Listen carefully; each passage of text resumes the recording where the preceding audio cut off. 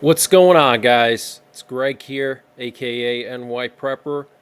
It is Tuesday, December 2nd, 2025, and I have some breaking news to share with you guys. Right now, it is 1500 Eastern Time here in the United States, and we have some major breaking news coming in from Venezuela and from Europe. So, not too long ago, just about an hour ago, Trump had a meeting with his cabinet and he gave a statement afterwards. And during this statement, he said a lot of interesting things, especially with regards to Venezuela and Ukraine. One of the biggest things he said was that land strikes on drug traffickers will be starting soon. And he also said that land strikes are much easier than the strikes on the vessels in the ocean. Okay, so looks like we're going to start to see some drone attacks, or maybe B-52s and B-1s are going to be deployed to deliver cruise missiles, or maybe Tomahawk land attack missiles are going to be used, fighter jets.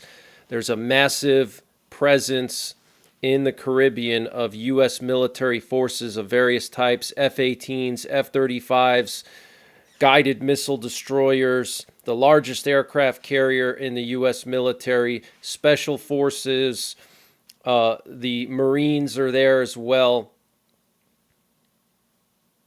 Also, we're hearing some major breaking news that apparently Trump rejected Maduro's wide-ranging demands for him to leave power during their brief phone call on November 21st, which lasted under 15 minutes, according to Reuters.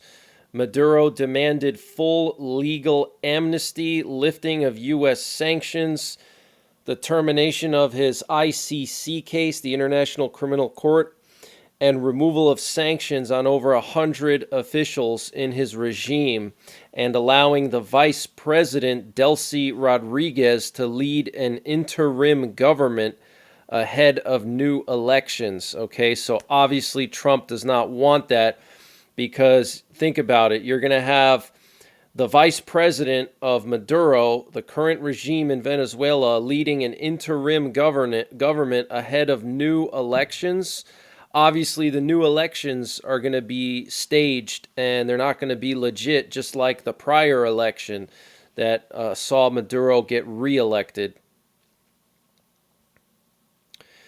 And Trump apparently instead gave Maduro 1 week to leave Venezuela with his family. The deadline expired on Friday, so I'm assuming that's Black Friday, prompting Trump's announcement that Venezuelan airspace would be considered fully closed. Maduro has since requested another call, and a Washington source said a negotiated exit is still possible, though major disagreements persist. Okay, so Maduro does not want to leave. He wants some kind of transitional government to his vice president and new elections, which they would just rig again, and that would ensure that essentially the vice president. So this is what would happen. You'd have the vice president, Maduro, second in command, take over this transitional government, then they would have elections, and then that vice president would just reelect himself. Okay, so that's why Trump rejected that. But major breaking news: Trump rejected all of Maduro's maximalist demands, and apparently Trump gave him a 1 week deadline to get him, his wife, and his family out of Venezuela, and that expired on Friday. So the strikes could happen at any time. And we're hearing that both the Norwegian and Swedish foreign ministries have now issued advisories warning their citizens against all non-essential travel to Venezuela. So very unusual. Norway and Sweden telling their citizens not to travel to Venezuela. And Spain just issued an unusual notice to airmen for the Maquisha flight information region near Caracas, Venezuela, effective from December 1st through the rest of the year. Civil aviation operators are strongly advised to avoid flights in the area due to heightened military activity, anti-aircraft weapons covering all altitudes, and poor coordination among the parties involved in the conflict. Wow. Okay, so Spain issuing a warning to pilots off the coast of Venezuela, saying that there could be anti-aircraft weapons covering all altitudes, military activity, and poor coordination among those involved. So basically they're saying that there's going to be some kind of conflict, okay? They specifically say parties involved in the conflict, okay? So obviously the U.S. is going to notify its allies to a certain degree. They don't want to jeopardize any operational security, but they will notify allies before this goes down. It looks like the Trump administration has already started doing that. And Maduro commented on the whole situation today. He said, "We do not interfere in anyone's affairs in this world, so they should refrain from interfering in Venezuela's affairs. We are preparing to defend our land, sovereignty, and dignity, and to ensure that future generations will enjoy a free homeland." Okay, so Maduro showing defiance. Apparently, Maduro also approved a migrant repatriation flight from the U.S., Venezuelan authorities said today, just days after Caracas said comments by Trump had effectively halted the program.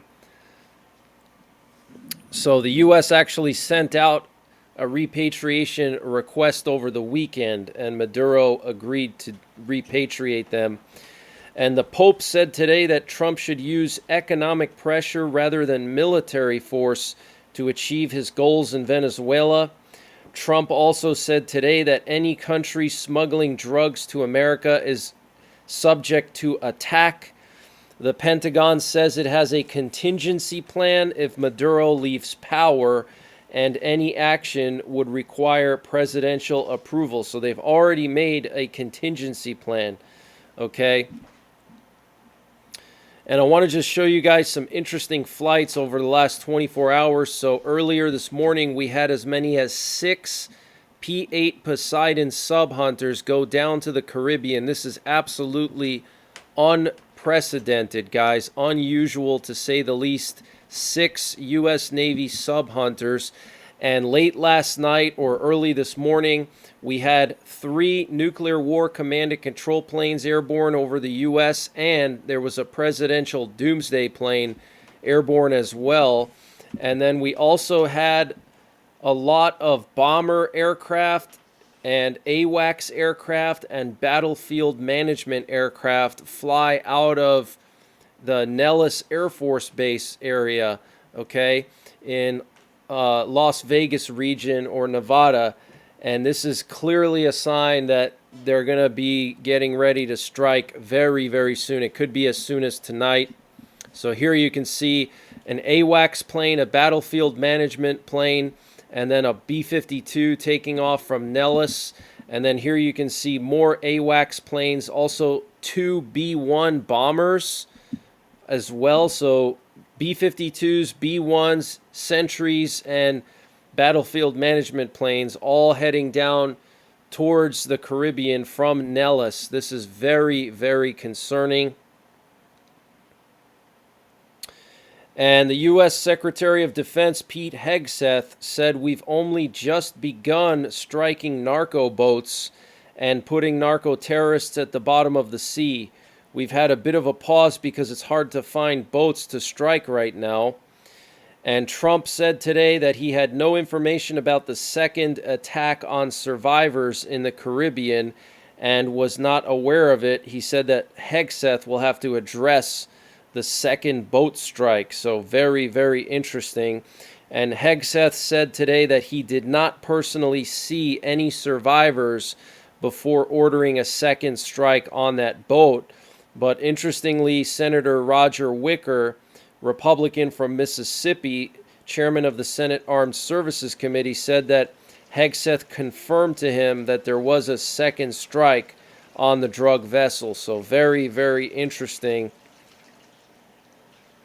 And the U.S. Senate Minority Leader Chuck Schumer is threatening to impose a war powers resolution to block any kind of operations in Venezuela. He said if Trump continues his actions against Venezuela, we will immediately file a war powers resolution to block the deployment of U.S. forces to Venezuela. The power to declare war lies solely in the hands of Congress, not Donald Trump. Wow. And former Honduran President Juan Orlando Hernandez has been released from a U.S. federal prison. The Bureau of Prisons told the Associated Press Hernandez was at the center of one of the largest and most violent drug trafficking conspiracies in the world, helping to bring more than 400 tons of cocaine into the U.S. Wow.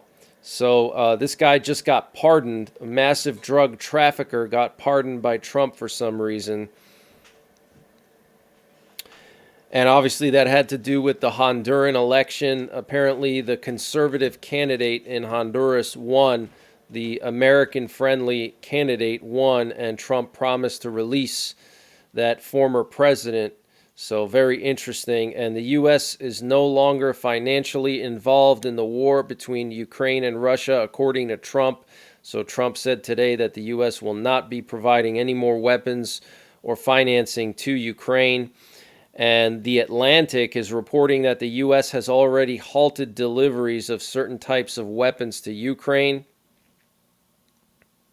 And a NATO diplomat said if diplomatic efforts fail in Ukraine, they will enact Plan B, which involves increased support for Ukraine, more weapons, more economic support, and increased sanctions. Okay, so NATO is going to go full bore if the U.S. backs away and if the peace efforts fail. I don't think we're going to get a peace deal, guys. I told you that from the beginning of the year, and we're not going to see a peace deal. It's going to escalate. What's going to happen is Trump is going to pull away from Ukraine because he's not going to want to be involved in it anymore.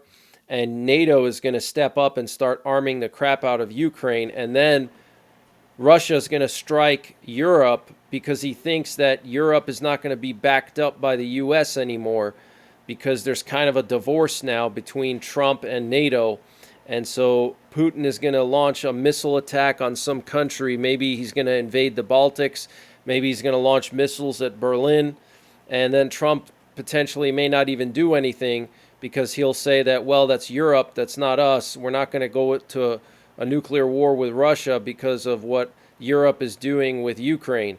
Okay, so there's only going to be escalation. It's not going to get any better. So make sure you guys are getting prepared.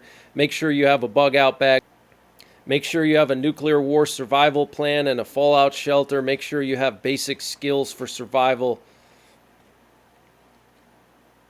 And NATO intelligence shows no sign that Putin is ready for a peace deal, according to senior NATO officials speaking on condition of anonymity. And Putin just announced that he has ordered the military in Russia to establish a security zone along the border with Ukraine in the area of responsibility of the North military grouping. So that's, I guess, like where Belgorod and Kharkiv are located. And Putin also said today the initiative is entirely in the hands of the Russian armed forces along the entire line of contact. He also claimed that Europe has distanced itself from talks and is hindering Trump's efforts. Putin also said that Europe is putting forward peace proposals in Ukraine that are unacceptable to Russia. He also said that Russia may cut Ukraine off from the sea if Ukraine continues acts of piracy against Russian vessels. He's talking about those oil tankers that were blown up in the Black Sea. So he's threatening to basically invade Odessa and seal off Ukraine from the Black Sea. He also said that Russia is acting in Ukraine in a surgical manner. This is not a war in the literal sense of the word. He also said Russia will expand the range of strikes on Ukrainian ports and on ships entering them. Wow. So he's going to go after the Ukrainian shipping industry and try to hurt their economy. And Putin will be meeting with Jared Kushner and Steve Witkoff this afternoon. And the Kremlin spokesman Dmitry Peskov said Russia is open to peace negotiations but must achieve its goals set within the framework of the special military operation. Okay, so Russia does not want to back away from its goals. It does not want to meet in the middle. Okay, it wants Ukraine to capitulate, and that's basically what's going on with this peace plan. Okay, it basically is just a Ukraine surrender plan. It's not a peace plan. All right, and Trump at this point just doesn't want to be involved anymore. He doesn't care. Okay, and Macron said, in the weeks to come, the pressure on the Russian economy and the capacity of Russia to finance the war effort will change drastically. And he said that during a meeting with Zelensky. So sounds like France is going to ramp up support for Ukraine. And the president of Turkey was irritated at the oil tankers that blew up, the Russian oil tankers. He said it is becoming evident that the war between Russia and Ukraine has reached a point where it clearly threatens navigational safety in the Black Sea. The targeting of commercial vessels in our exclusive economic zone on Friday signals a worrying escalation. So I'm sure Erdogan is not going to want to help Ukraine much after this, because these Russian tankers blew up inside of Turkey's exclusive economic zone, possibly, contaminating the ocean, spilling oil. So not good news there for Ukraine. And we're hearing now that most of Kupiansk is under the control of Ukrainian troops. So Ukraine has gained control of Kupiansk, but we're now hearing that the Russians now control all of Pokrovsk and Mirnogorod, and that was reported by NATO. Okay, so the front line is not looking the best for Ukraine right now. They did gain in Kupiansk, but they're slowly losing in the Donbass area. Seems like they're holding the Zaporizhia line in southern Ukraine near Dnipro. And Trump issued a sharp warning to Israel not to interfere in Syria, saying the U.S. is fully satisfied with the results achieved there. Israel is preparing for a major military operation in Lebanon aimed at fully disarming Hezbollah now. So, wow. So Trump warning Israel, do not go into Syria. Wow. And Japan's Coast Guard said it intercepted and expelled 2 Chinese Coast Guard ships as they approached a fishing vessel in the early hours of Tuesday morning, according to Reuters. Japanese outlet Live Door News says the 2 armed Chinese Coast Guard ships weren't alone, and that 2 additional Chinese ships with machine guns were loitering in international waters just outside of the Senkaku Island water spaces. Chinese internal media claims the Japanese fishing boat used a Japanese Coast Guard vessel as an escort to the Senkaku Islands to drop off military supplies in the middle of the night. Chinese media claims 2 Chinese Coast Guard vessels were on site to prevent the alleged military resupply mission. So lots of tension between Japan and China, guys. It's escalating over there, and we know that Trump caved in to Xi Jinping, because Xi Jinping called Trump and told him to ask the Prime Minister of Japan to chill out, basically, because the Japanese Prime Minister is very anti-China and pro-Taiwan, and she moved missile systems close to China, close to Taiwan, and said that if China attacked Taiwan, then Japan would basically defend Taiwan. And China got really upset at that. And then Xi Jinping gave Trump a call, and then Trump called her and said, listen, you got to simmer down. So looks like China has all the cards. Looks like Russia has all the cards. And Trump does not have the cards, okay? But that's the latest breaking news that I have. I might be back later on tonight with a live stream and live coverage, live monitoring of the situation in Venezuela. And if anything breaks out over there in Venezuela, I will go live 24/7 if necessary, as I always have and always do. I have been spending some time with family the last couple of days since Thanksgiving. So I'm going to be busy with them through the next 2 days or so, and then they're going back home. It's also deer hunting season here in Pennsylvania the last couple days, so I've been busy with family and hunting, but should be returning to a more regular live stream schedule and video schedule in the next couple of days. But until later on, take care, God bless, and don't forget the 3 Ps: prepare, practice, and persevere. And this update was sponsored by EMP Shield. Guys, EMP Shield has created a special discount just for you, the listeners of the NYPrepper channel. If you go to empshield.com and use the promo code NYPrepper, you can get 15% off your entire order. And why do you need an EMP Shield? Well, this is a special device to protect your vehicle, your RV, your solar generators, your radios from an electromagnetic pulse, which could be caused by a solar flare or potentially a rogue country like North Korea detonating an electromagnetic pulse weapon over the United States that's mounted onto a satellite. So protect your vehicles, protect your RV, protect your radios, protect your generators with an EMP Shield. Use my promo code NYPrepper to get 15% off. Installation is super simple. This is a veteran-owned business, 100% American-made, and the EMP Shields have been tested by the military, okay? And free shipping is included to the entire continental United States. And the link and the promo code are in the description below this video.